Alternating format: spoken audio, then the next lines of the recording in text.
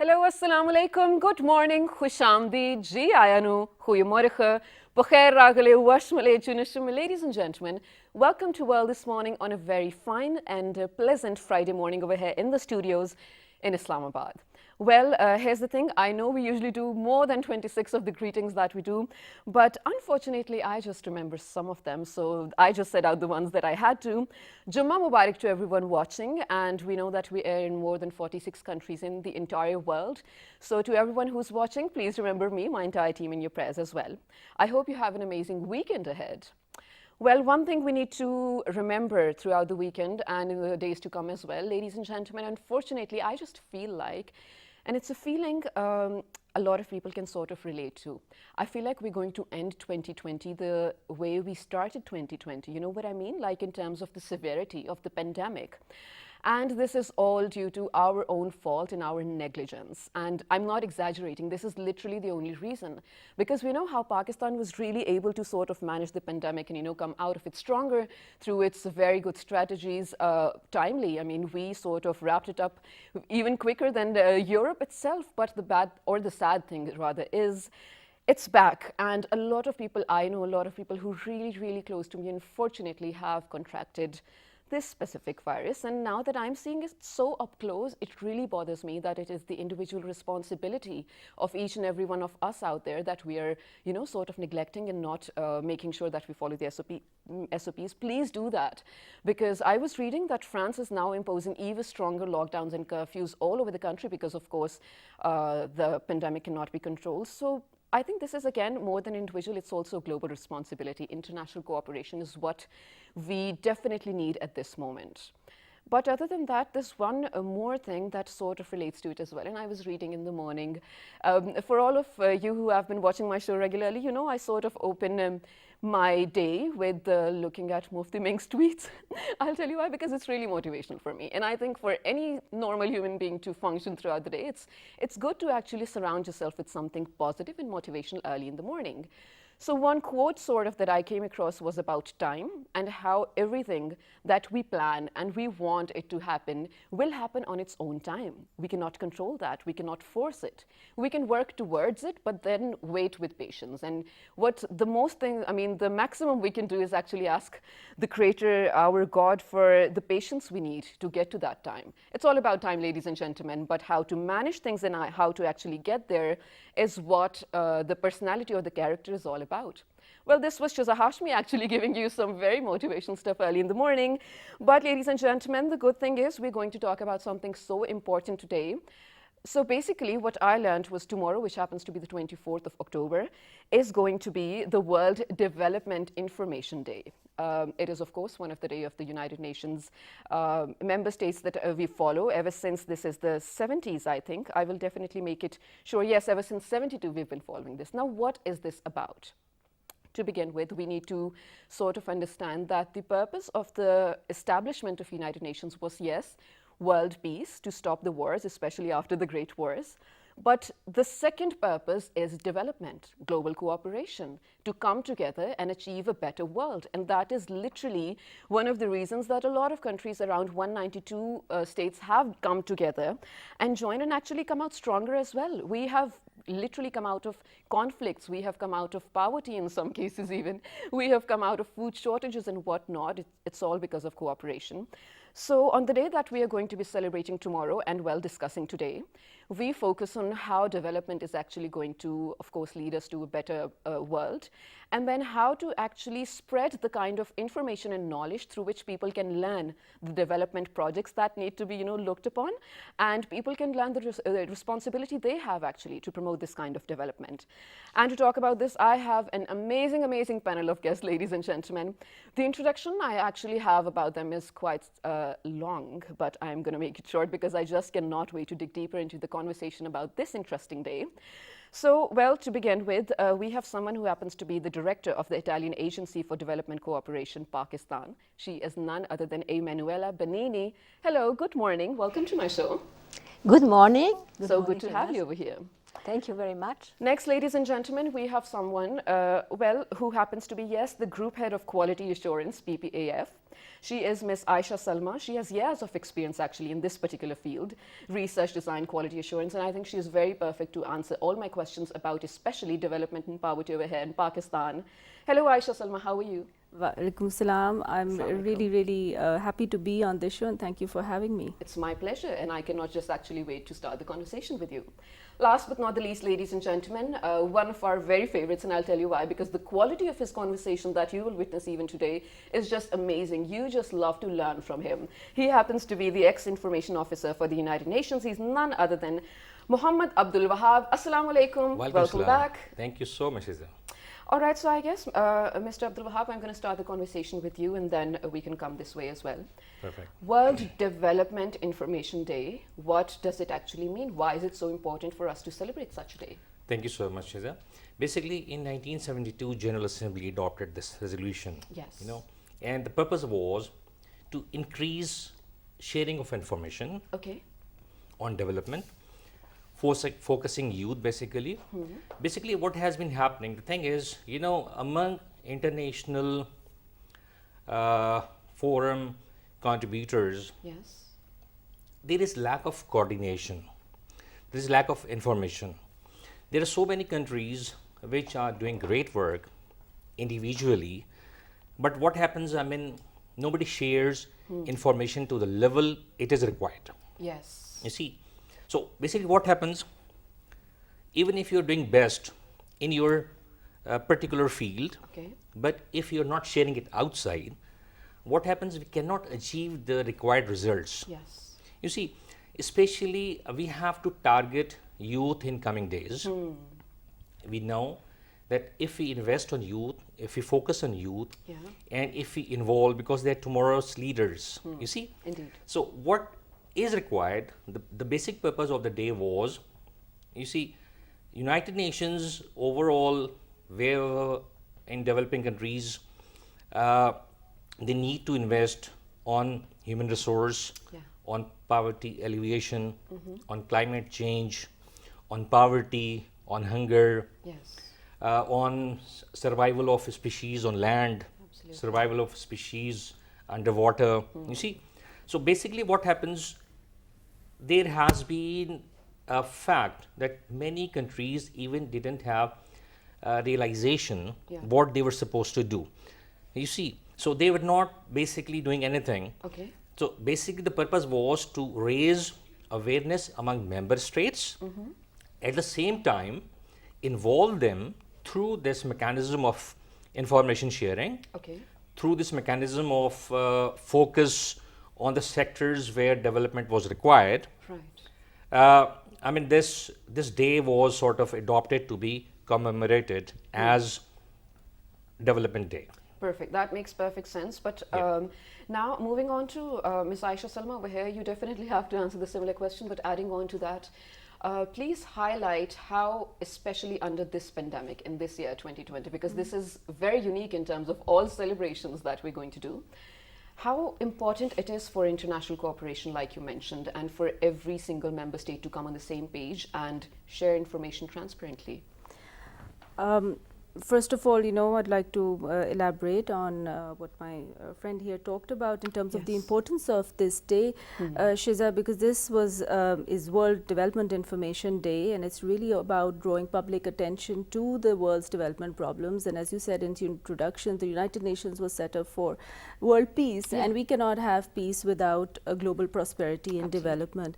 So organizations like the Pakistan Poverty Alleviation Fund really works to achieve the mission of supporting rural populations in Pakistan escape poverty, because that's where the greatest poverty in Pakistan lies. Yeah.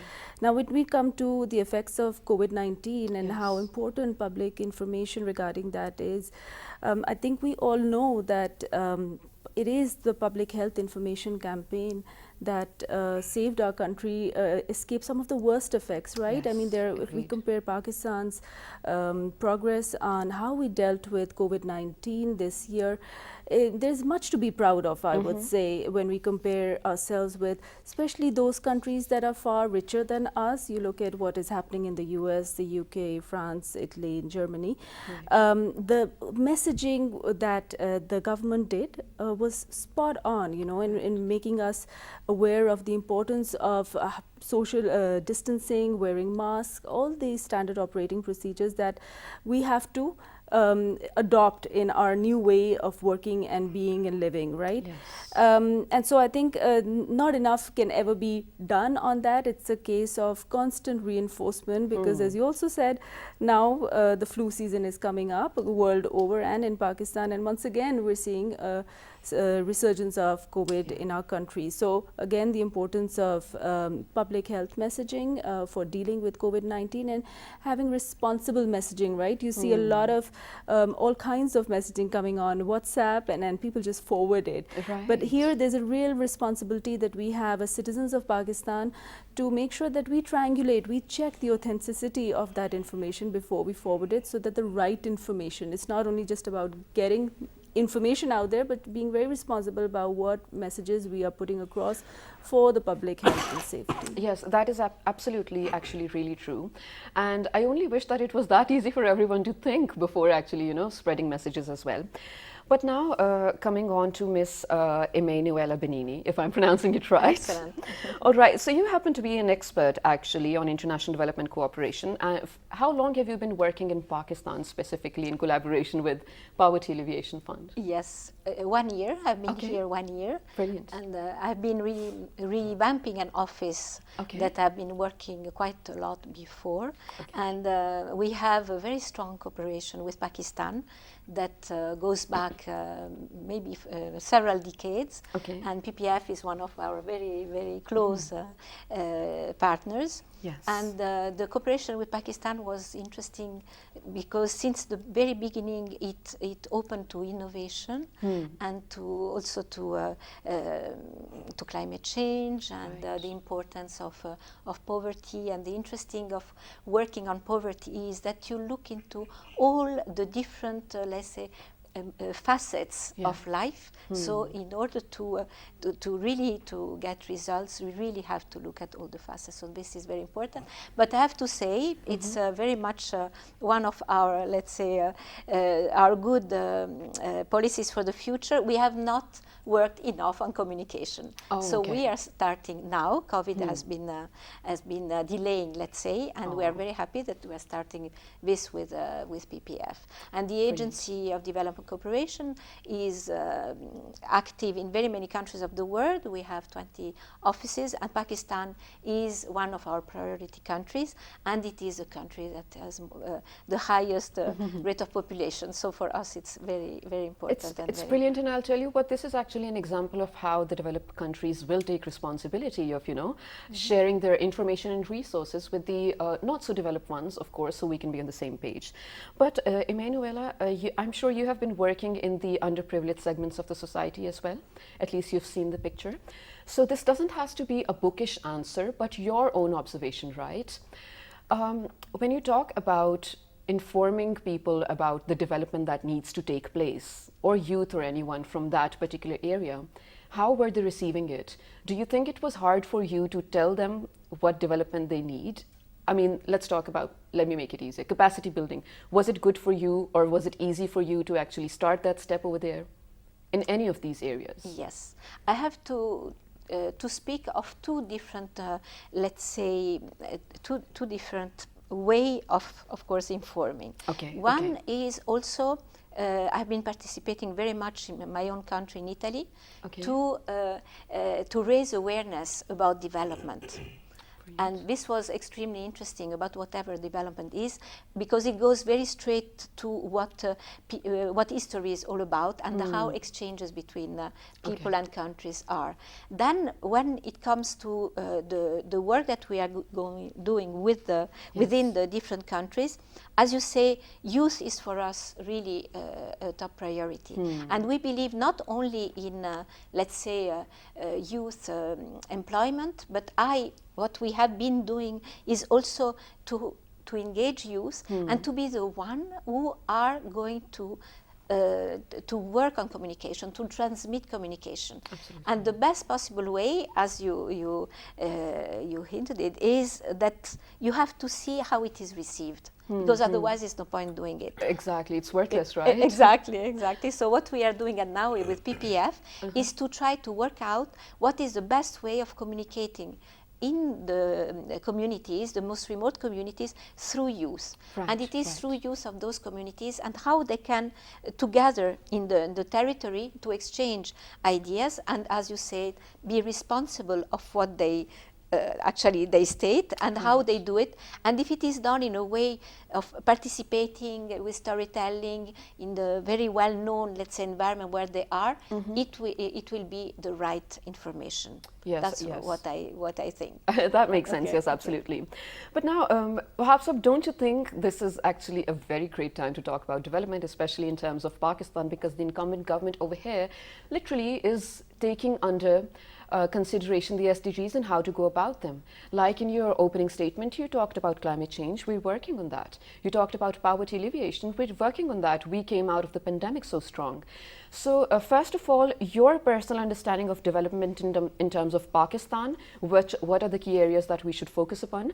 And then do you think that the direction we have taken as a state or the government took, are we in the good, right direction? Well, Shiza, I'm asking you this because I know you've been on a lot of peacekeeping, also development projects through the UN. So you're right. Yeah. You're right. Absolutely. The thing is, when we talk about Pakistan, Yeah. we are one of the developing countries. Yes. As participants rightly said, we came out of COVID-19 very smoothly. But still, there are a large number of areas where we really want to work hard. We have to really focus on areas like gender empowerment. Absolutely. You see, we have to really focus on human rights. We have to focus on reforms, whether in government sector or in police or other sectors. We really have to sort of, when we talk about climate change, we have to control emissions of carbon which are crossing dangerous limits. We have to safeguard our sea creatures. Yes. You see, so basically we have to really sort of realign our goals with 17 SDGs, Sustainable Development Goals of the UN. We have got a deadline which is 2030.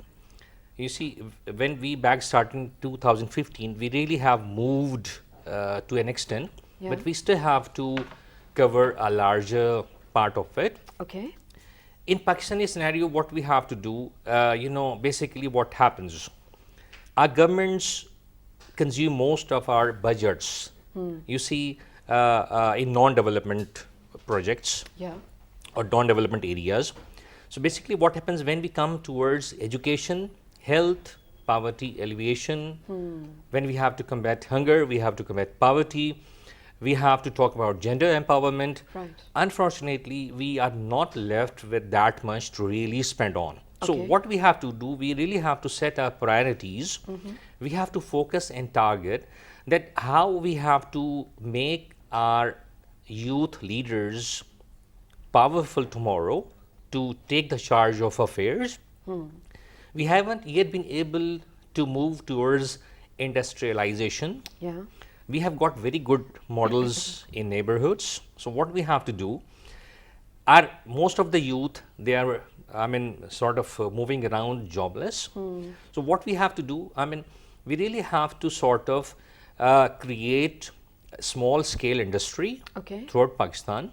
So we have to really give a direction to our unemployed youth. Yes. You see, you know what, actually economic empowerment to the youth is one thing that I personally, because I happen to be in conversation with some brilliant people every other morning, right?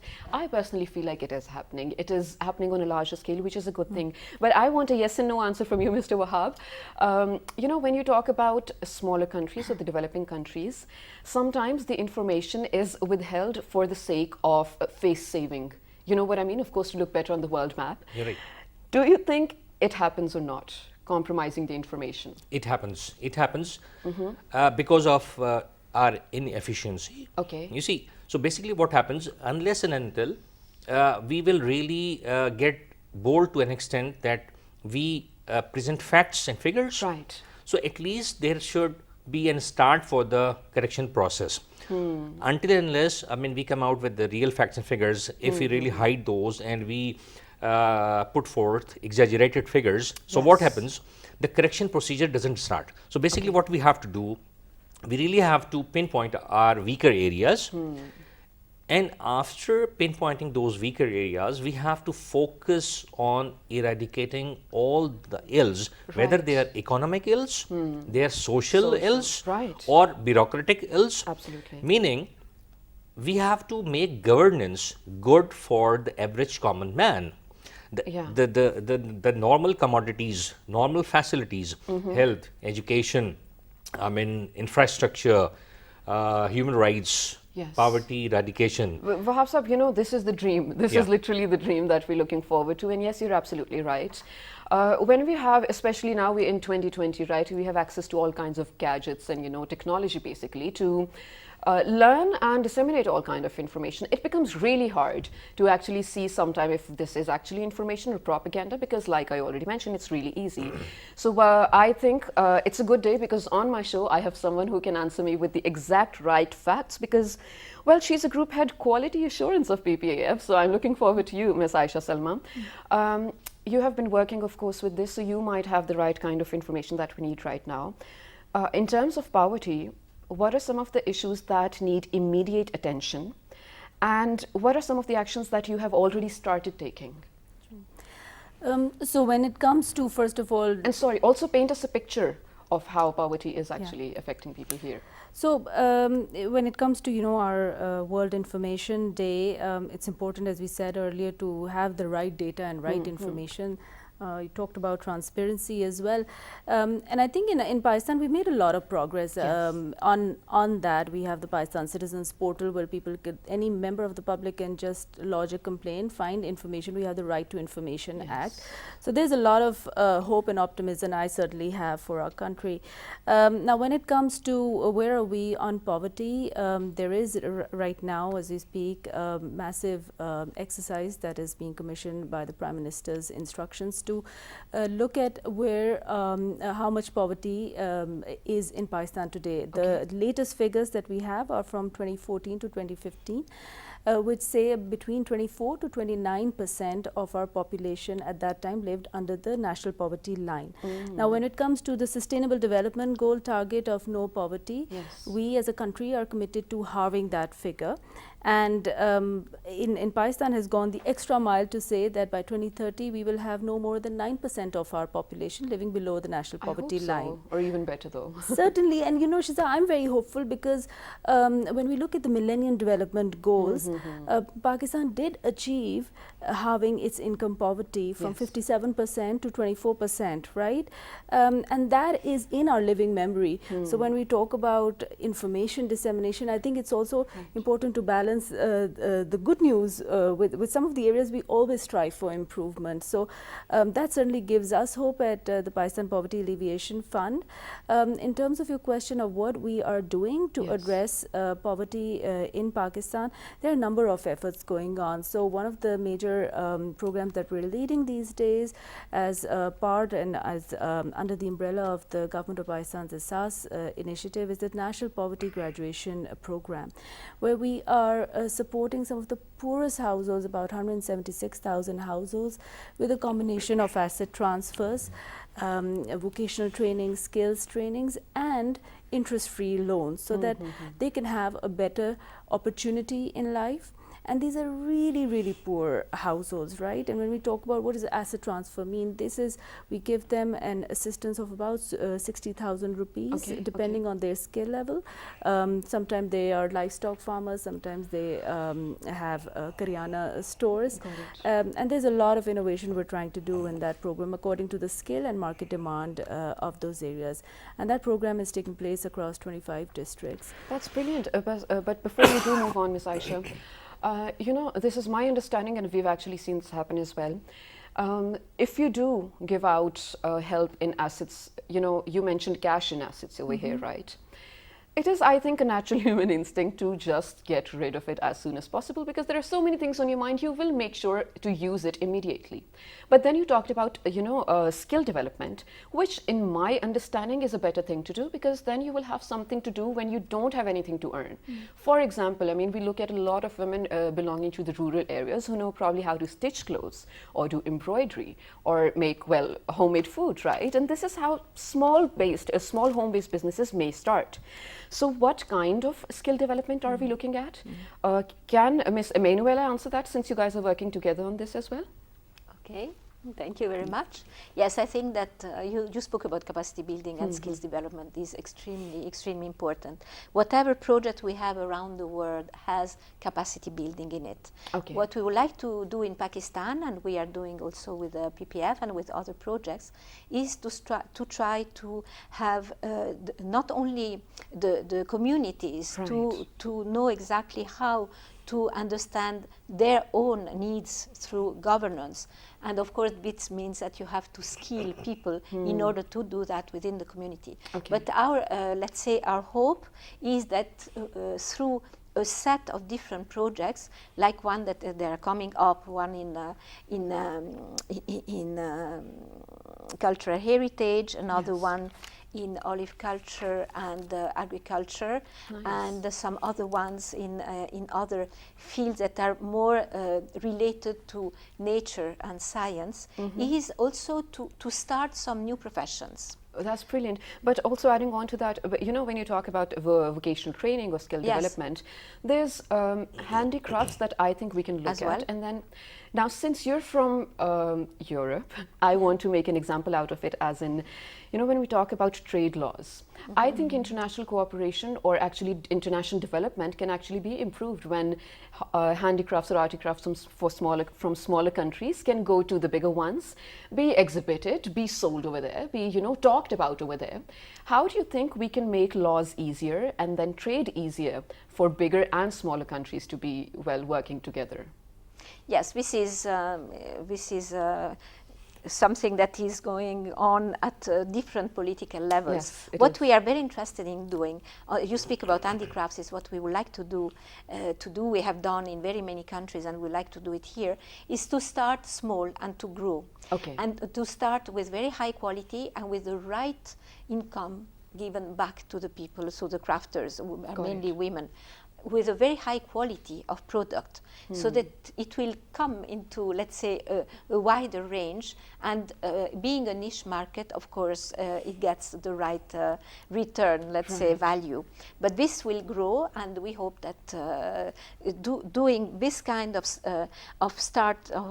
work that start into looking into quality and to recognition of the importance of the crafters, after that, something will happen at a higher level. We are very much into quality more than quantity. Yeah, which is actually the key. Yes, exactly. This is so. I think what is important is to open up capacity building in very many areas where young people can join in. So our idea is really to see that there are so many opportunities of occupability, as we say, so that the young people are going to by themselves to self-develop themselves, and we trust them, and they're going to be also, I don't like agent of change, let's say that they're going to be protagonists, as we say, also of their context, and their context might also be, let's say, drawn into an idea of development. So that's why we believe so much into youth. We think that they are going to multiply the effect. Well, we hope so, inshallah, most surely so. But Ms. Aisha, do you agree with me? Is it a yes or no for you to believe that development, especially economic development, can come at a larger scale through probably soft trade borders or, better trade laws? Absolutely, and I think this is where our analysis of why poverty exists in any context has to be far larger than the national boundaries we draw, right? Right. And I think you've hit the nail on its head, that we have to have barriers to trade lifted in several developed countries. In Pakistan, we're trying to have a more balanced trade deficit, and we've made progress this summer, and our official statistics show. And that's, so one part of that is reducing imports, but then also the other part is being able to export high quality products from, you know, our women handicraft makers in Chitral and in Multan and Haripur and all these value chains, but take them for selling abroad. Pakistan largely is an agriculture country, right? And our main problem over the years since we were created, as with the case with so many post-colonial countries around the world, has been that we've been locked into a situation of being dependent only on our primary agriculture sector with very little investment in our secondary and tertiary sector. So my colleague here talked about industrialization and you know what we need to do to do that, but I think there's still a lot more that we have to offer to the global market. But there has to be a willingness and empathy, and this is where I think when we talk about information and generating public opinion, it's not only about making sure that we have the right development policies in Pakistan and that they are implemented. Equally important is that the consumers in the Western, so-called Western markets are aware of their responsibility to ethically source. When they're buying a nice shirt from Primark, they have to be thinking about, okay, who produced that shirt in Pakistan or Bangladesh or different countries? What is the wage that they got? And is this a fair wage for that work? So I think development education is so much more important, not only in Pakistan and in our developing country context, but equally more important in the developed world. You know what, Aisha, this actually reminds me of something, and I think it is very essential to talk about this over here, just to change the mindset, ladies and gentlemen. While I have come across shirts from Primark which have said made in Vietnam or Bangladesh, I have also come across products made in Pakistan with stickers saying made in the US or made in Switzerland. And that does attract a larger clientele, which is a fact. Why do you think that happens? And how can we actually change that? It does bother me. I hope that this program helps in a small way to change mindsets, because I think this is an issue of our country's branding. And you know, I've traveled and worked in over 30 countries around the world and so many continents. And every time I come back to Pakistan, I feel so incredibly proud of what we have to offer, the quality of our work, the quality of our products. But unfortunately, we do have a problem of branding. You know, anything that is considered Pakistani will, as you said, immediately be labeled as being from one of our neighboring countries or hidden altogether because of that. So I think the more effort we can do to sell good news stories, and there's plenty to be proud of in our country for that from all segments of society. I agree with you. Do you have something to add to this? Yes, I wanted to speak about value chain, about olive culture. We are starting a project on olive oil, and the interesting thing is, for us, the value chain starts from the soil up to the moment that you are consuming it. And if everyone knows each other on the chain, the quality is going to be very high. People are going to be very motivated. The scientific part is going to be, let's say, is going to be there, respected, and a lot of storytelling is going to come out of it as it is. So we believe very much, as Aisha was saying, in the way that you are aware of what the product is, and the high quality of its sale on the market. Of course, consumption is important. The nutrition part, the health part, the cultural part, the social part are very, very high. So you will have a very high quality product that is going to be sold at a high price in the country, and maybe one day abroad for other products. So I think it's very important to give this kind of weight and of value to products. So that may be the best way. That's what we are doing around the world. I like that. I absolutely love that. But ladies and gentlemen, you know what? When we talk about the SDGs and realizing them before time, well, leaving no one behind, while it does seem like a dream, it's really hard to make that happen, especially with the rise of, global politics especially. And you know, this is actually a good time for all the philosophers or realists to come in and evaluate how we are every day living in a world of anarchy. And this, is it hard for us to actually make it happen, that, you know, we all move together and leave no one behind? This is what we will talk about. In fact, I'll throw this very question to Mr. Abdul Wahab, but after a very short break, ladies and gentlemen, stay tuned to find out. Good morning.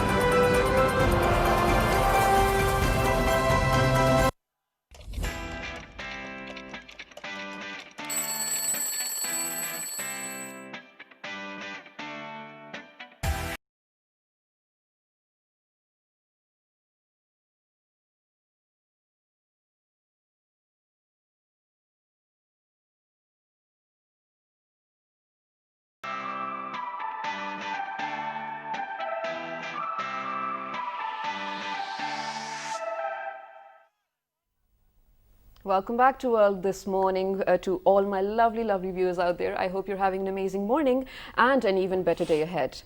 Well, we are today in conversation with an amazing panel of guests over here, and we're talking about how world development can be done at a, better and a faster pace with international cooperation. And now, since that we're left with so little time over here, I'm going to move on to you, Mr. Abdul Wahab, and ask you the question that I did before going out on a short break. Leaving no one behind, is that possible in this world of anarchy? Of course, it is possible. Okay. You know, we have to connect leaving no one behind with one of the major emphasis of the day, which is on best use of information technology and communications. So basically what is happening, we all are working good in various sectors of Pakistan, rather even in remote areas of Pakistan, but we are not connected properly. Okay. So, I mean, adopting this theme that we really have to, take internet to every nook and corner of Pakistan. I agree. Many of us don't know what we are doing in Tharparkar. I mean, the embroidery over there, the artwork, it is superb. It is indeed. Go to other areas of Sindh, Punjab, KPK, Balochistan, people in microcultures, they are doing marvels. But even in Islamabad, we, to an extent we know, but I mean, we really don't have comprehensive information about all their artwork. Okay, okay. So when we talk about women emancipation, gender empowerment, when we talk about poverty alleviation, when we talk about involvement of youth, you see, so what we have to do, we have to really combine our expertise in almost every part of Pakistan. Right. You see, we have to develop all those areas and their skills, Okay. wherever we can provide them, more sort of training.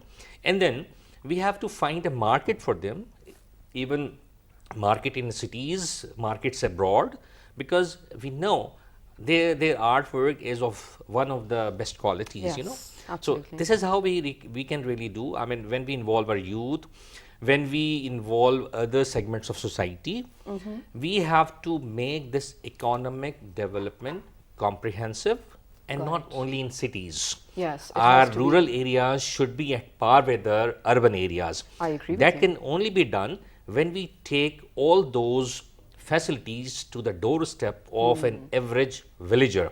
Our agriculture, if it has to find the best market in the world, it has to be at par with the world standards. It has to be ISO qualified. Yes. So our agricultural products, they really sometimes they lag behind because of not following those standards. I Our get it. fruits, our other grains, they cannot really reach the right place because of a bit lack of technical expertise to market them. To, Right. basically, which comes in packaging, basically. You see, Okay, so that's how. I would say that we have to make best use of information technology and communication in order to take everyone together. Forward. Absolutely, that was a brilliant answer. But Ms. Aisha Salma, I have a sort of a similar question for you, but I want you to wrap the show with that, so I'll hold on to that. Ms. Emanuela, towards the end, I want you to identify some of the areas of interest that you think exist between Italy and Pakistan. And are you guys working on that, or how should we go about that? Yes, thank you very much. As I said, between Italy and Pakistan, there was already a pass done, and I have to say in a very interesting way, and we are going to communicate it because the past has a lot to teach. We have been working in three many, let's say, sectors, and they are the sector that we would like to work on. Those are nature, culture, and olive culture. Oh, nice. So they are very much in the same ways. Because in nature, to start with, it's climate change is really part of most of our projects and very much in advance from the rest of the world awareness. So we are working in the mountains. And with whatever the mountains have to tell, we have national parks, and we try also to really to value what is there, and to try to see how the remote communities can really benefit from it, and how also the water, the knowledge about water can get the best out of it for the country, for the territory, and for the remote communities, and see which kind of innovations exist that can really help.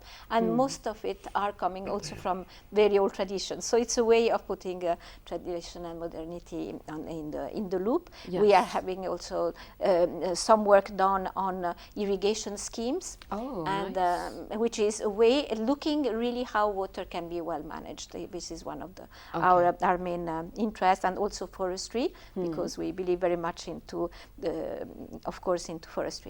The culture is maybe the most important one, because And the most interesting one, actually. Yes, Pakistan had the most amazing heritage, and I think Italy as well. So I think that working together, it's just marvelous. We are starting with a project in KP, and the other provinces are also very much interested. And we believe in tangible and in intangible heritage. So this is very important, and you have been mentioning it. And in a way that the territory has to be looked at, and tourism also managed in a way that nature and culture can be put together. I spoke about olive culture, and the idea is to give a scheme at a national level and also at the territory level, so everybody will follow it. And then the cross-section is education, is youth, and how to make a link and a strong nexus between research, training, and labor. Because labor, it can be private or public sector, should participate into training and into research, and it will be a very harmonious way of working, because offer and demand will match in a way, and the high participation of, let's say, employee and employers, and of youth also in the innovative way that the youth can come out with, and I think the participation is very important.